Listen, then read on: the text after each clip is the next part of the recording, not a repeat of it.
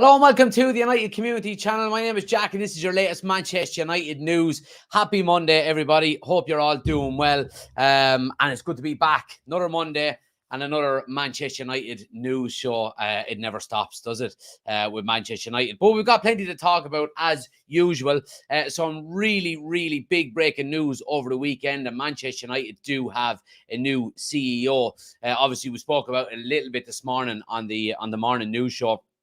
But it's a massive coup by Manchester United. So we'll talk about that. I want to talk about Dan Ashworth as well. Obviously, Fabrizio Romano has been talking today, and he's basically been saying that Manchester United's next, I suppose, potential employee that they want to get in behind the scenes is Dan Ashworth. So we'll talk about him. I also want to talk about some of the ideas and some of the, I suppose, the snippets of information that Fabrizio Romano did have to say about Ineos today as well. Some quite interesting stuff there. And then we're going to talk transfers. Manchester United potentially looking to offload 2 wingers for 50 million each. We'll speak about that. We're going to talk as well about a rejected swap deal between Manchester United and another club. We'll put it down as another club for a right back. And of course, the search goes on as well, guys, for a striker. Manchester United are looking to get a striker in, by all accounts, by the end of this transfer window. More than likely going to be on loan. So we'll talk about that as well. And a little update on a centre back. But as always, guys, I want it to be as interactive as possible. Get your comments and your thoughts into the live chat, and we'll go through any questions or any issues that you have. But before you do that, if you haven't already done so, take a second, hit the thumbs up button for me, smash the like button. It helps the channel out an awful lot. And please do hit the subscribe button if you're new to the channel as well. We're on the road to, I think we're nearly at 7,000 now. I think we're less than 100 away, maybe, than 7,000, trying to get to 10,000 before the end of the season. So help us out if you haven't already done so. But anyway, look, I want to jump straight into it. And we're going to talk about behind the scenes more than anything else. Dan Ashworth. Now, look, obviously, we spoke about it this morning in relation to, Man United having a new CEO, and I think it's absolutely fantastic. But supposedly, this man is the next candidate for Manchester United to come in and take the helm of sporting director of football, whatever you like to call it. Michael, thanks for the gifts. Much appreciated. But anyway, Dan Ashworth, according to Fabrizio Romano today, Manchester United and Ineos are working hard to find a way to bring Dan Ashworth to the club. They're really pushing for this one. And look, what have we said over the last,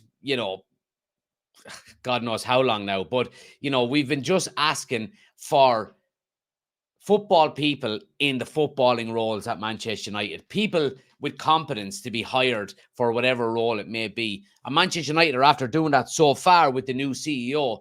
And it does look like if we could get someone like Dan Ashworth, we would continue that trend. Now, there has been talks of Paul Mitchell as well and so on and so forth. But look, either one I would be really happy with. Fabrizio goes on to say as well, this is about Barada. Manchester United and Ineos will meet Eric Ten Hag, but he will be 100% involved. So this is in relation to the kind of setup behind the scenes that we're going to be seeing with the new director of football. Omar Barada knows how to create something special, according to Romano. His model and vision is so important for Manchester United. He already has the experience. He was crucial to the Man City board. He will help with the vision for present and future at Manchester United. So these are all positives, coming through, from Jim Radcliffe, from, Ineos, so on and so forth. The fact that, Fabrizio Romano was talking about Eric Ten Hag being 100% involved kind of puts my mind at ease a little bit that they're not hopefully going to make a rash decision and jump to the conclusion that, jump to the fact that they might actually sack Eric Ten Hag at the end of the season, because I don't want that. I want Eric Ten Hag to be given the opportunity to try and succeed under this new structure that we've got. But Omar Barada to Manchester United, I mean, even the way United announced the deal, it was like Jim Radcliffe, Ineos. It was nearly like it was like a dig at the old Manchester United, you know, the Glazers and Ed Woodward and these types of guys. You know, they talked about putting football performances back at the core value and the center, you know, back at the heart of Manchester United. So yeah, I mean, it sounded to me anyway, at least, from Jim Ratcliffe, nearly as a little dig to the Glazers and to the old Manchester United. And I think it was nearly as if Jim Ratcliffe was saying, this is ours, man. This is our signing. We've made this decision, you know, to get Omar Barada in. He's our appointment more than anything else. And it's refreshing to see. It really, really is. And long may it continue, because it's been needed for so long now. And, you know, I think if we can continue to make improvements like this, then absolutely fantastic. I'm all for it. Let's see what people have to say in the chat. Get your comments in as well. Chris says, let's get football people in to make football decisions. Let's see what everyone else is saying. Aaron says, does this mean Jim is serious for swapping your man from City? Yeah, it's pretty much done and dusted. So it is, Aaron. Okay, we are United fans. We are great, says Chris. Let's see. Danny says, Dan Ashworth would be a great signing for us. With the big job we have ahead of us, we need people like him. Let's hope we can get him. And Collie says, Jim's only been here a month, and look at the changes he's making. Hopefully he can eventually own all of the club. Well, I think the fact that, you know, we're hearing the likes of, you know, we're hearing Jim Ratcliffe coming out talking about, you know, the old regime, and we want to put football back at the heart of Manchester United. I think, you know, these kinds of statements from Jim Ratcliffe, you know, are proof alone that he wants to be full owner, whether that be 3, 4, 5 years down the line, whatever it may be. He's got a plan for full ownership at Manchester United. I really do think so.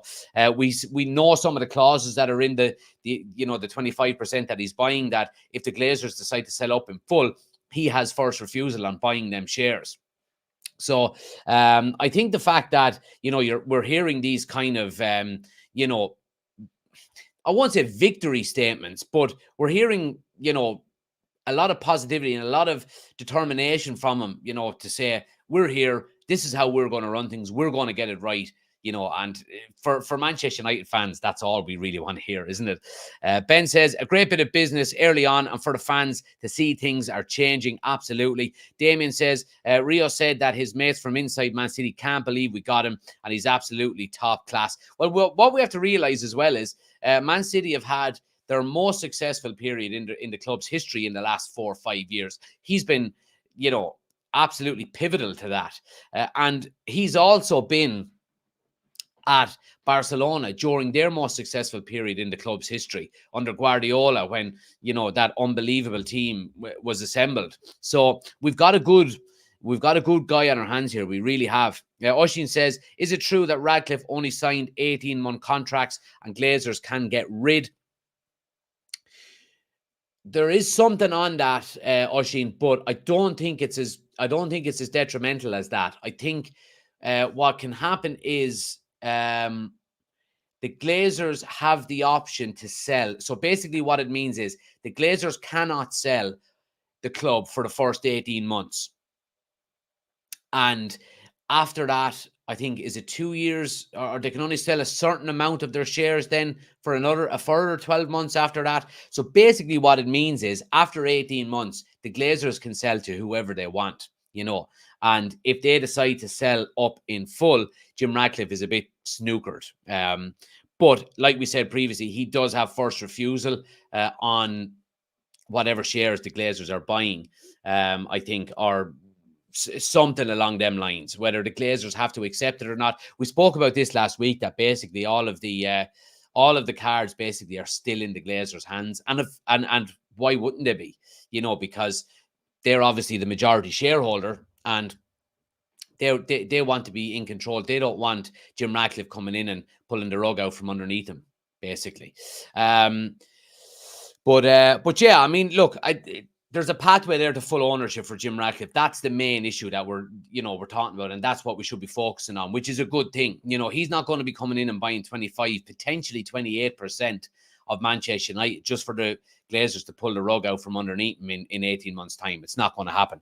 And, I mean, the Glazers are not foolish either.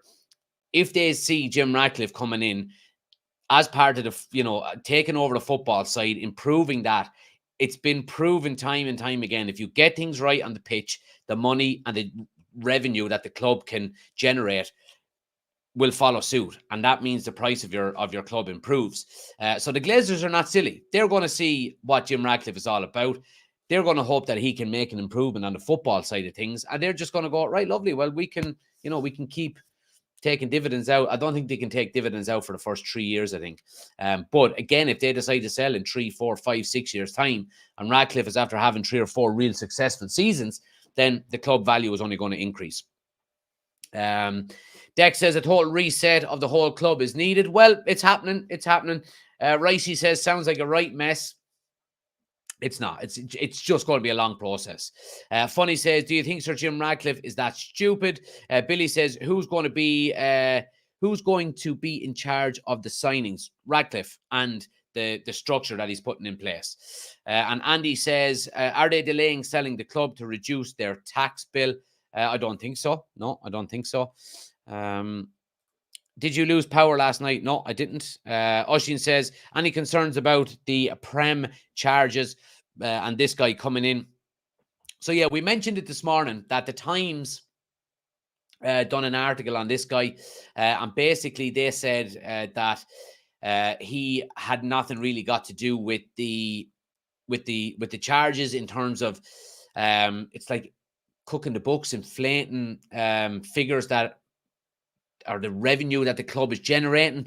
It wasn't his side of the business at all. His side was his job title was basically structuring a football side and getting players in and contracts and so on and so forth.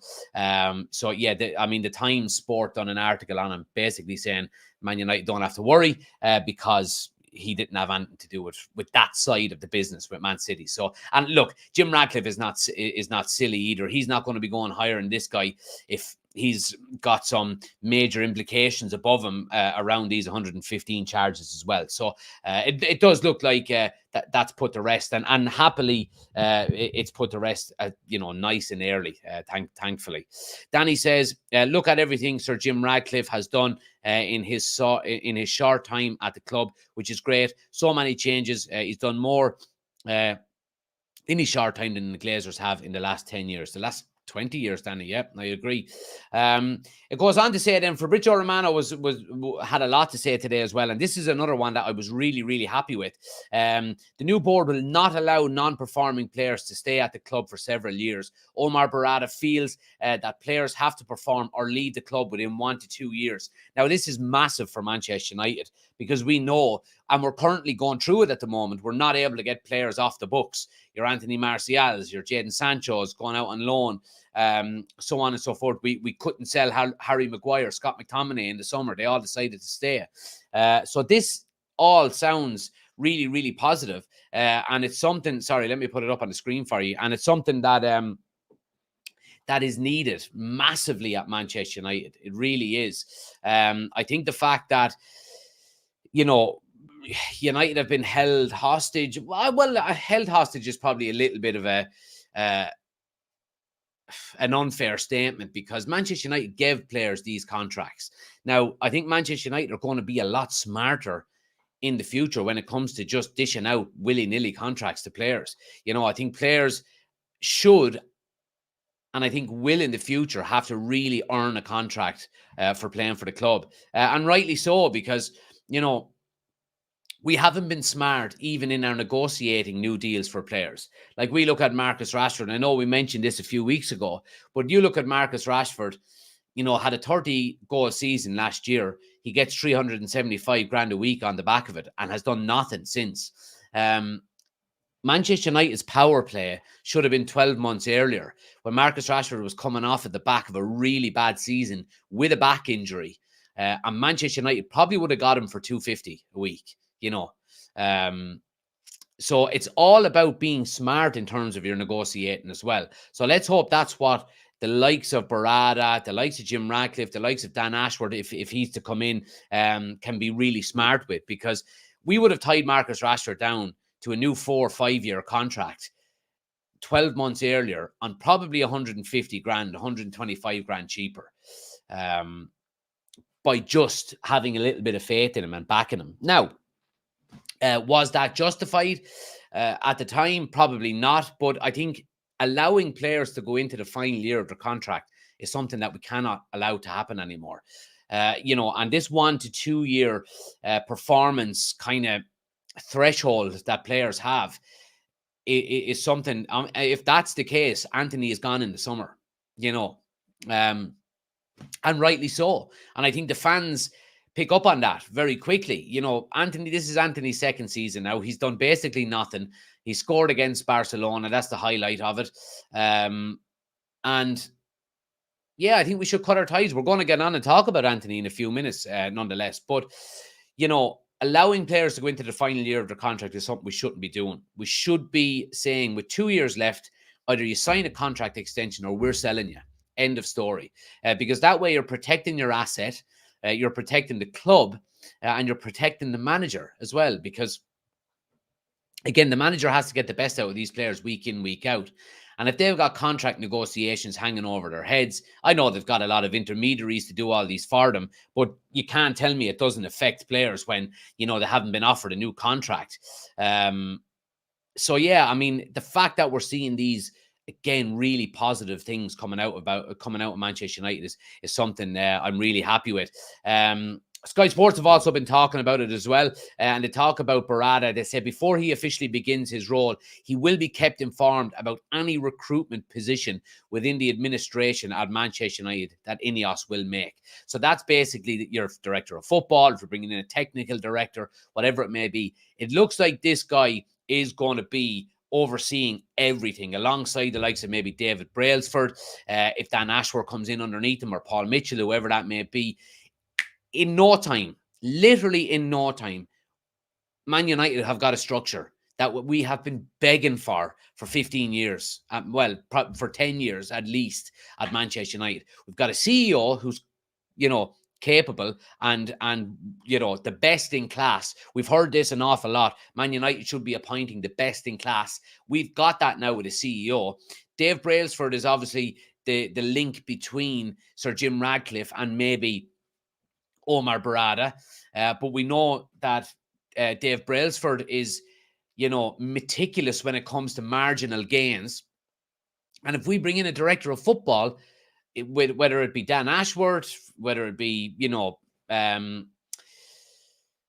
Mitchell, it's just such a breath of fresh air for Manchester United fans now and the club to have this structure literally overnight. It's literally overnight. Jim Radcliffe hasn't even been ratified yet to own 25% of Manchester United, and he's getting these guys in place already.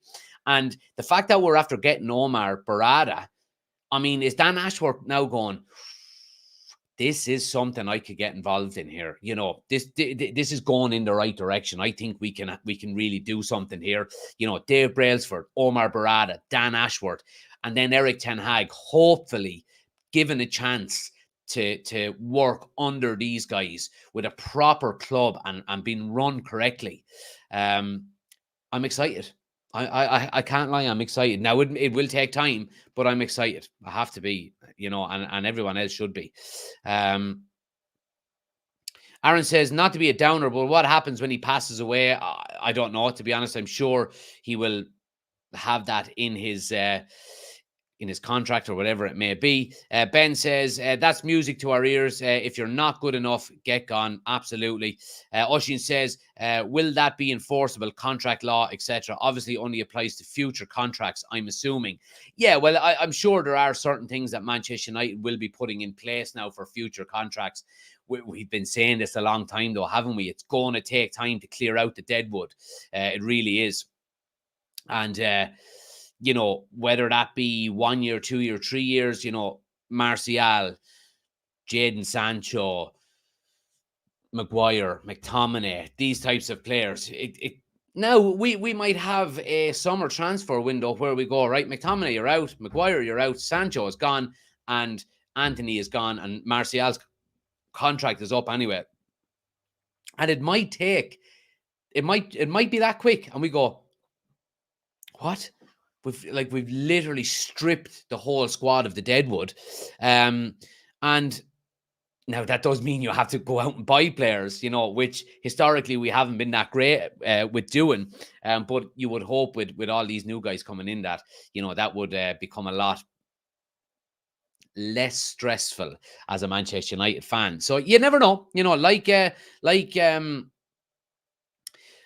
Ralph Rangnick said a couple of years ago, it doesn't have to take 2, 3, 4, 5 years. It can take 12 months. You can, if you're getting good at selling players and getting good at buying players, it can take, 12, maybe 18 months. I mean, you look at Liverpool, for example. Liverpool had a dirt team with Klopp for the first year or two. And then all of a sudden, within 18 months, they bought Alisson, they bought Salah, and they bought Van Dijk. And it changed them overnight, So it doesn't have to take 5, 6, 7 years. It really doesn't. Danny says, that's music to all United fans' ears. Either you're good enough or there's the door. Great to hear. All I'm asking, are you worried about his age? Well, look, I mean, he's what, in his mid-70s, is he? He's a billionaire. They tend to, live longer than us common folk. So look, let's see what happens. I don't know. Does he have children that he could leave it to? I don't know. I really don't know. George says about time. Martin is in there as well. Let's see. Let's see what people are saying on TikTok here as well. Jack, don't be believing everything in the media. Ineos have a PR team who are pushing business value, says Dara. I'm not really sure where you're coming from, Dara, because like Omar Barada is a brilliant signing. I don't see the negativity there. I really don't. I mean, we're heavily linked with Dan Ashworth. So, yeah, I mean, I don't see how it can't be a positive. Do you think Man United will win on Sunday? I'm a Man United fan. My name is Daniel. Daniel, yeah. Well, look, yeah, we're playing away to a lower league opposition, so you'd hope we will be. Yeah. Let's see. It's players we need in the window. Closes in a couple of days. Aiden says, I think they will get rid of the Deadwood in the summer. Will Man United sign anyone this week? And Sherlock, thanks for the follow. Much appreciated there as well. So getting on to transfers, guys. Look, I mean, look, there's been some decent updates in relation to Manchester United. And the main one is around this. Manchester United prepared to lose £55 million on flops as Radcliffe offers 2 Red Devils to Saudi Pro League. And this is Jadon Sancho and Anthony. According to reports, Manchester United are prepared to let 2 players leave in cut price deals as they have been offered to the Saudi Pro League. The Red Devils have acted foolishly in the transfer market in recent years, and of their major missteps, the signing of Anthony and Jadon Sancho have arguably been their worst. Signed for around 155 million combined, Anthony 86 million and Sancho 73 million. Have not come close to living up to their expectations. Let's see.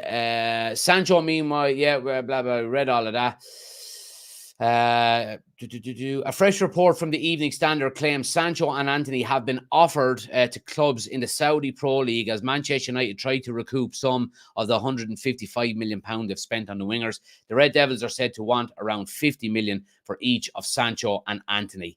Now, look, Sancho and Anthony, again, these are the types of players that we need to get off the books. We really do, and try and get as much money in as possible. Now, couple of issues here with this report. Now, again, the Saudi Pro League is probably the only league that is going to pay that type of money, and I don't think even that they would be this foolish. Now, an awful lot depends on how Jadon Sancho gets on in Dortmund for the remainder of the season and whether he actually plays well or not. And I think if he does have a good 4 or 5 months, whatever is left between now and the end of the season, I do think you could garnish around 50 million for Jadon Sancho. Anthony, on the other hand, I think you would be lucky to get probably half of that for him. I really do think so. I mean, if you look at when Manchester United signed Anthony the summer before, we were quoted roughly around 35 million for him at the start of the summer.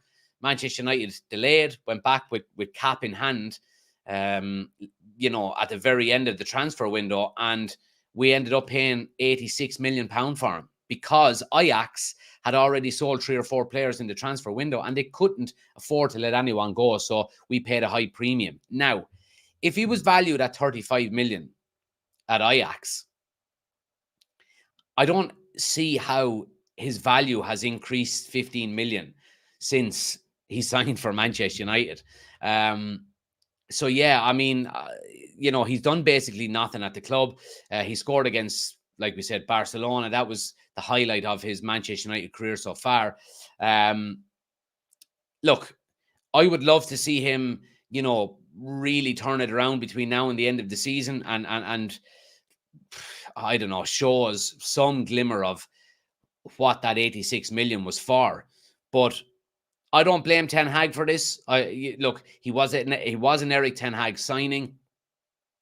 But I think if Anthony comes in for 30, 35 million, I don't think the pressure is anywhere as big on him as it is now. And again, it just goes back to the United of old and spending too much money on average players. I think we'd be lucky to get 35 to 40 million for Anthony in the summer if he is to be sold. Now, again, we're talking about, back here 1 to 2 years of, players being allowed to stay at Manchester United without, improving or showing their worth. And I think, again, I go back and Oisin made a good point. What kind of power do Manchester United have? And the answer is none, because there is a legal binding contract there between the club and Anthony. Now, if Anthony refuses to leave, then we're stuck with him. But I think the mentality around Manchester United has to change, and I think that comes from within the dressing room as well. Like, if we're looking at Anthony and Sancho not wanting to leave, but the club are looking to sell him, then I think you kind of have to say from within the dressing room,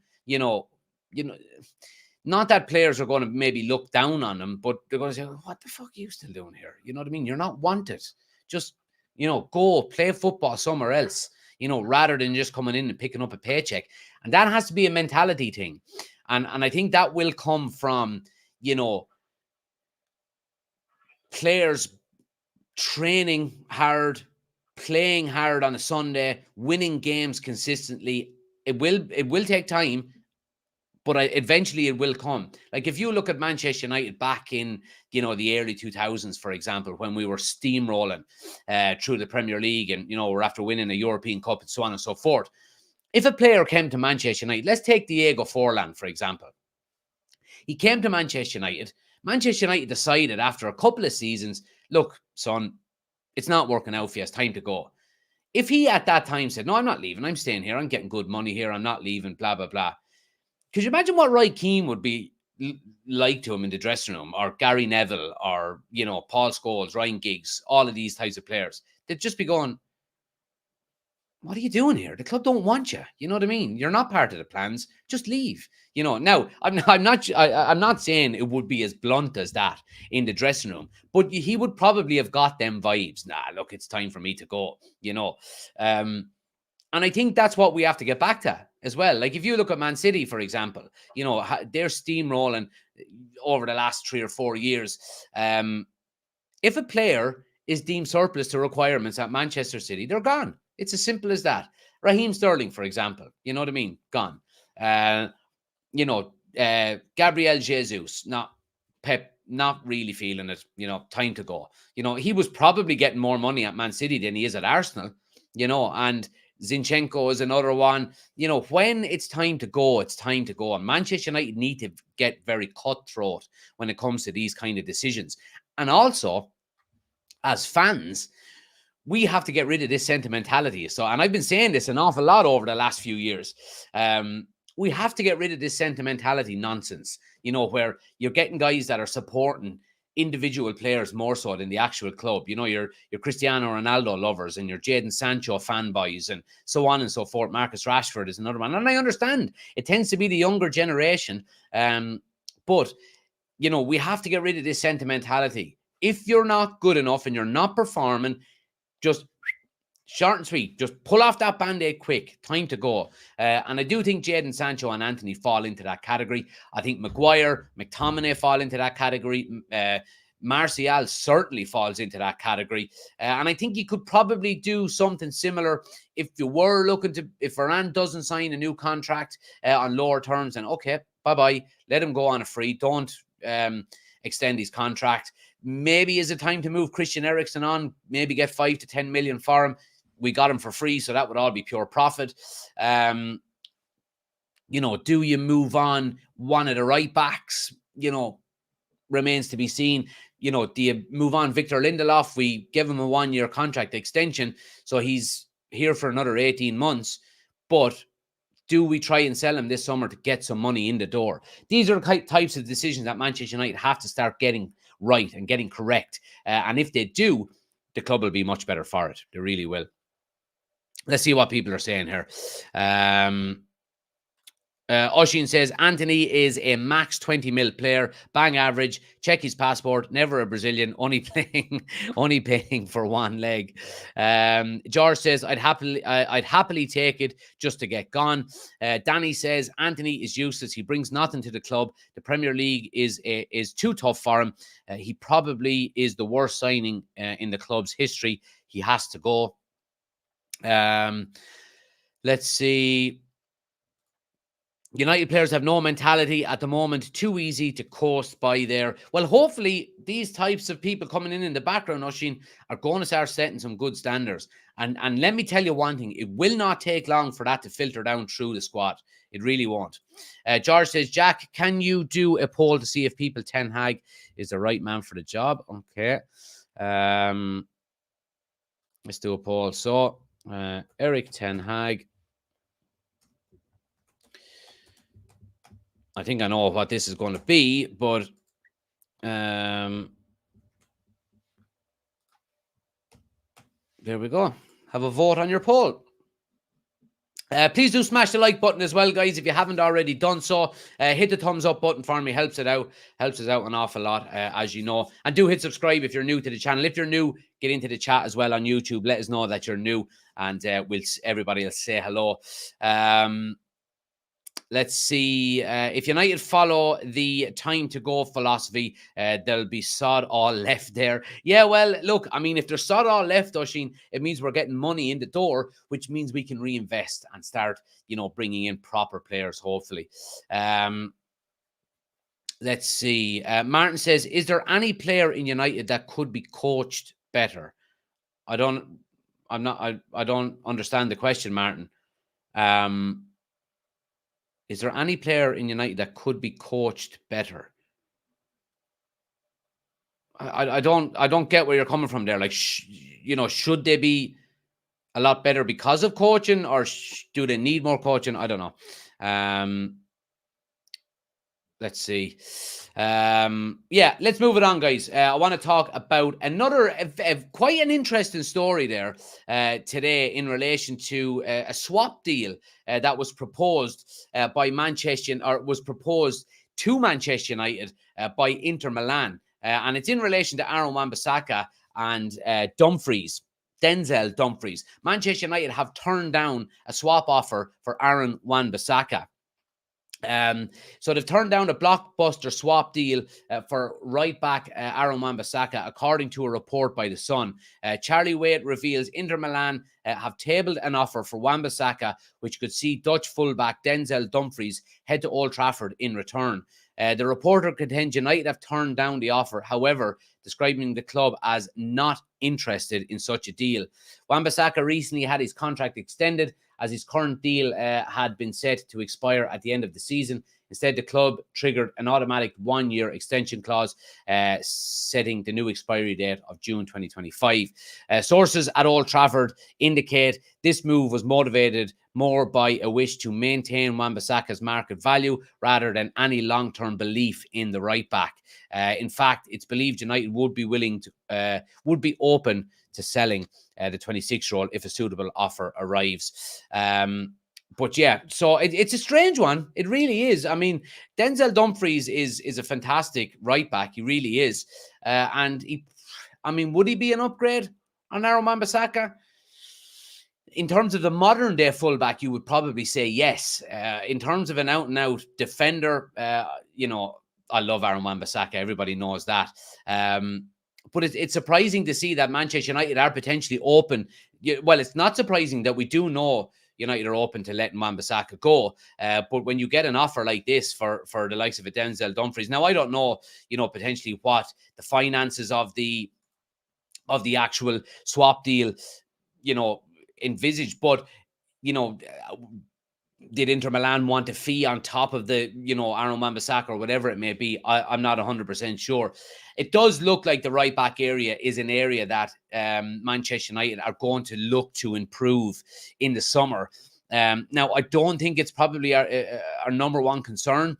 I think, the spine of the team currently at Manchester United is a lot more important. Centre back, centre midfield, centre forward. I think that has to be the priority in the summer.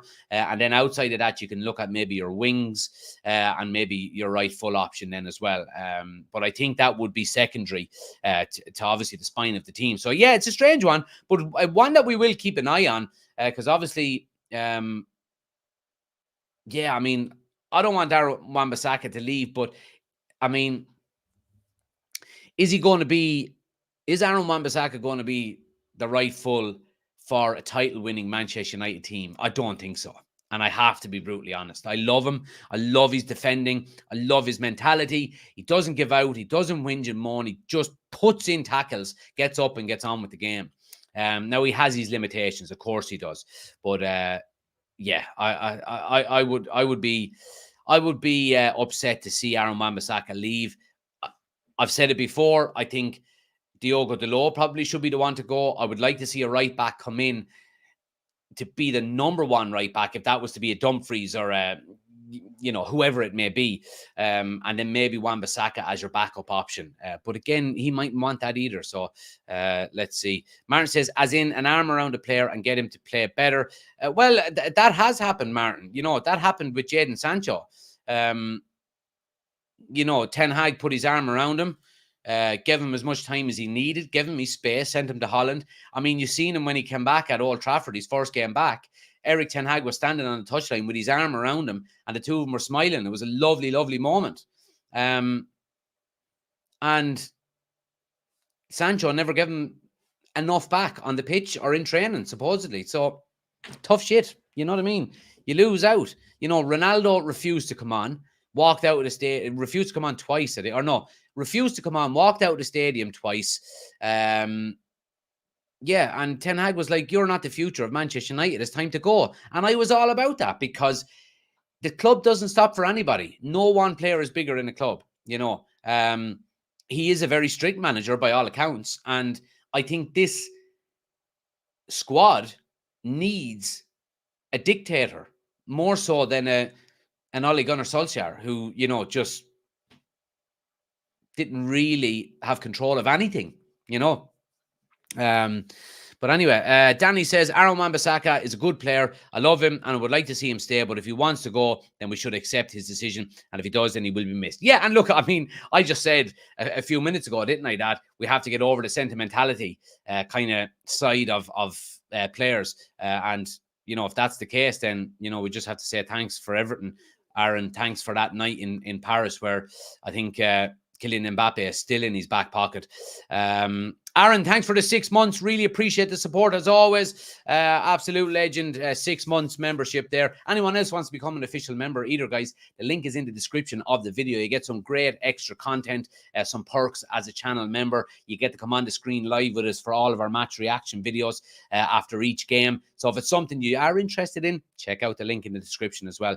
Aaron says, evening all, on late, working here in Brighton. Close the ground, traffic's a nightmare. Here we go, man. Stay safe. I am also a member for 9 months, says Jose. No, you're not, because you don't have a badge beside your name, Jose. Let's see. But I do appreciate you subscribing, as always.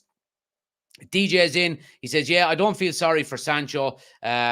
Someone tries to help you out during a tough mental point and you immediately turn your back on them over one thing they said about you. That's his loyalty level. DJ, I love your comments, man, because they always just hit the nail on the head. Absolutely spot on.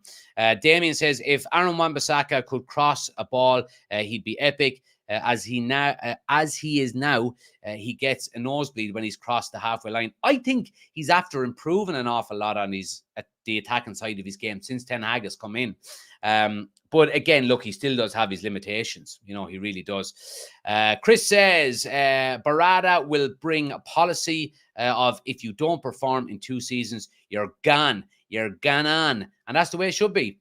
Oshin with the 12 months as well. Absolute legend. It's been something.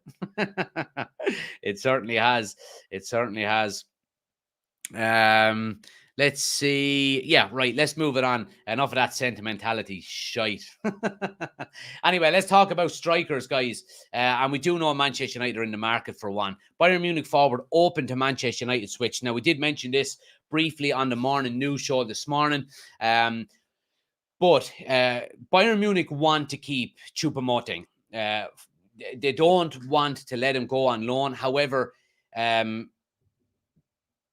if an offer comes in, they won't stand in his way. They would like to keep him, but his game time is severely limited, obviously, with Harry Kane signing last summer. He is open to a move. Choupo-Moting is. He would like to come to Manchester United again. We do know it's going to be a short 6-month loan deal, and he's basically just waiting on Manchester United to make a move. And I think Fabrizio Romano said today. Let me just have a look and see. Can I find anything on it? I think he did mention something on it today. Plettigol, Florian Plettenberg from Germany, he says he currently can't comment on any rumors. So he hasn't really got any updates on it. In relation to Fabrizio Romano, he says, let me see, what does Fabrizio say on it?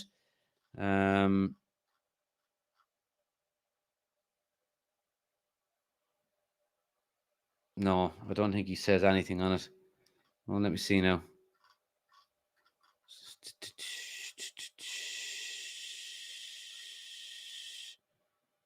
No, I don't think he mentions that on it.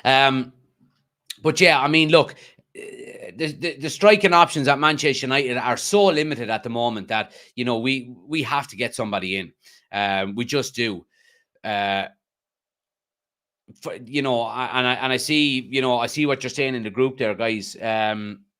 You know, Oshin is saying no for Choupo-Moting, another Weghorst Igalo in the making. And I don't disagree with you, Oshin. I really don't. But I think we are so desperate for a striker at the moment. I would rather have Choupo-Moting than Anthony Martial. I really would. Because Anthony Martial just can't stay fit or put a run of games together. I think if Choupo-Moting comes in, he's coming in as a backup to Rasmus Højlund. Now, Rasmus Højlund, we can't expect him to play 90% of the games between now and the end of the season. You know what I mean? He has to be able to be given a rest. And I think that's what Choupo-Moting would come in and do. And I know it's only a short-term deal, and I know it's not a big name that you would want to potentially, you know, you want to see more, you know, established footballers coming in. But look, I mean, he's at Bayern Munich. He's in the autumn of his career, you would say. And look, I would take him over, having Anthony Martial as our backup. Now, there has been other links with Manchester United, and Brian Brobby from Ajax has been another one that's been linked with Manchester United over the past few days. Now, he's thrown some cold water on it. In response to rumours that he will be joining Manchester United, Brobby says that he will remain at Ajax in the Eredivisie. Last week, Sky Germany reported that Man United manager Erik ten Hag identified the Holland international as one of a two-man transfer priority list that also included Zirkzee, the Bologna striker. When Brobby was 18, blah, blah, blah, after being bottom of the table, blah, blah, blah. He goes on to say, I don't know anything. I've also seen it in the news. I'm staying in Amsterdam. Can they come back in the summer? Who knows? I have no contact with Erik ten Hag. We used to text sometimes, but Erik has enough on his mind, and I have a new number. Yeah, so another link that has been doused in cold water, you would have to say. Look, it has to be the case that United get a striker in this transfer window. We just have to get one. Now, I presume the January transfer window is closing on the 31st, which will be a week on Wednesday. So we've got 9 days to get a striker into the club, or you can kiss any hope of getting top. Now, I think it's going to be nearly impossible to get top 4 as it stands, but you could kiss that goodbye, I think, if we don't get a striker in between now and then. Let's see what people are saying. Bayern is becoming Brexit Munich. Dyer and now Trippier rumors. Yeah, I know. Well, again, it comes back down to, they spend a certain amount in the summer. They can't. It's just the price of players has just gone too high, man. And even the big clubs are afraid of FFP. Chris says, great morning news show, by the way. Appreciate it, Chris. Yeah, guys, anybody who hasn't checked it out, we do a morning news show every morning at 10 o'clock. Just snippets of the paper talk, all of the morning news. It's pre-recorded as well. So give it a watch on your lunch break every day if you can. Smash a like on the video and get some comments in as well. Let me know what you think of everything we talk about. But there's a morning news show every weekday at 10 a.m. Oshin says, nope on Choupo-Moting. Oh, yeah, we read that one. Sorry. Danny says, we badly need to bring in another striker, but this month, not the summer, because Rasmus is getting asked too much. He's only 20. He needs someone to help him out. Let's hope we bring someone in. I don't think we will do it, says Chris. Niall says, evening lads, just in. Can you start again, Jack? Just rewind. You can rewind all the way back to the start, Niall. Martial versus Choupo-Moting. You'll win every argument using common sense. Why not give youth a chance? Yeah, well, it does look like Dan Gore is going to be loaned out this week as well. So, yeah. I don't know. I just think maybe Choupo-Moting, while I don't think he would, I don't think he's going to come in and score 20 goals between now and the end of the season. I think he would be a good counterbalance from old and young, with Rasmus Højlund. But yeah, we're clutching at straws, aren't we? Chris says, I hope we can get Choupo-Moting to get Martial away from the field. I would rather have Jonathan David over Brobby. New board will stop Erik ten Hag from raiding Holland. And Damien says, too much pressure on Rasmus. He definitely needs help. Martial on a 6-sort again so he can get to the end of the season. Yeah, I know. It'll break your heart, wouldn't it? That's it, guys. Another interesting transfer talk show. I really appreciate you watching. If you haven't already done so, please do hit the thumbs up button because it helps the channel out an awful lot. Please do. Hit the subscribe button if you're new as well, guys. Like I said, we're on the road to 7,000 subscribers. We're going to try and hit 10,000 before the end of the season. So keep smashing that subscribe button if you're new. Anybody watching on TikTok as well, sorry I didn't get to your comments. We tend to prioritize the YouTube comments. If you want to subscribe to the YouTube channel as well, link is on my homepage up the top here. Click the link, hit subscribe to the YouTube channel. I'll be back again in the morning, guys, like I said, at 10 a.m. with the morning news show. Make sure you're giving it a watch. Give it a thumbs up. Help out the algorithm, comment, all that good stuff. But yeah, enjoy the show. Great interaction in the chat, as always. Keep it up because, yeah, it would be a very boring show if it was just me here talking nonsense for 45 minutes, 50 minutes. So thanks for watching, guys. Appreciate it. And I'll chat to you tomorrow. Take it easy.